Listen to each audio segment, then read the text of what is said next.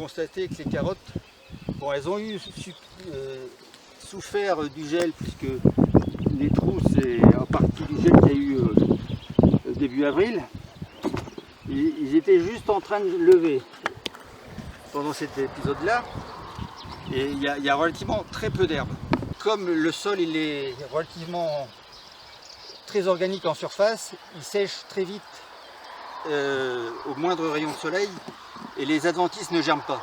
Elles ont relativement bien levé parce que j'ai fait ce qu'il fallait, c'est-à-dire je pense que on ne pourrait pas faire lever les carottes sans ça, c'est que j'occulte la parcelle. Enfin, c'était au début mars. Non, j'ai occulté un peu plus tôt que ça. Vers le mi-février, de façon à réchauffer un peu le sol et aussi faire pourrir toute la matière organique fraîche qu'il y avait de l'époque. C'est-à-dire avant, le précédent de ça, c'était des cultures de rutabaga. Donc il y avait encore des fans et tout ça. Donc tout ça a pourri. Et 15 jours avant le semis, j'ai passé un coup de râteau.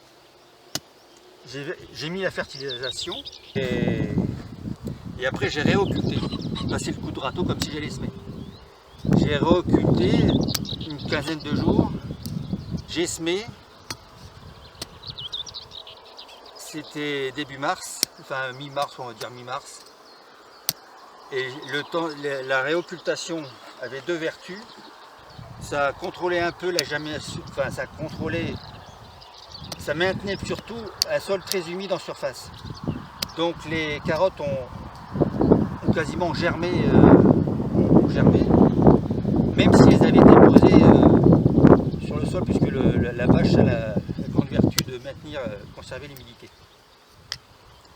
Et quand j'ai vu que les carottes étaient sur le point d'émerger, j'ai enlevé la bâche d'occultation et j'ai immédiatement passé un coup de désherbage thermique. Donc là j'ai brûlé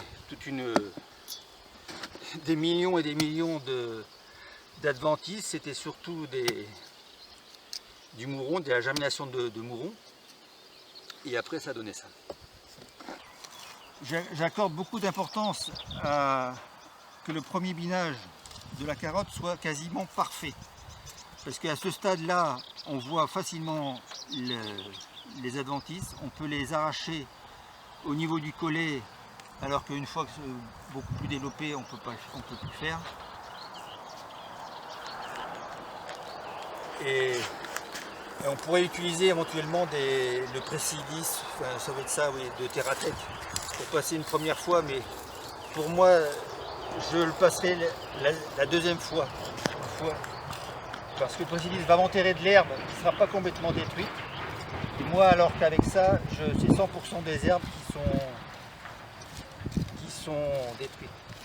Enfin, soit coupées. Et l'intérêt de ça aussi, c'est du fait que avec cette rasette, je coupe à 5 mm en dessous du collet. L'herbe, même s'il pleut derrière, elle a moins de chances de repousser que si elle avait été soulevée avec un outil qui la déracine complètement, quoi.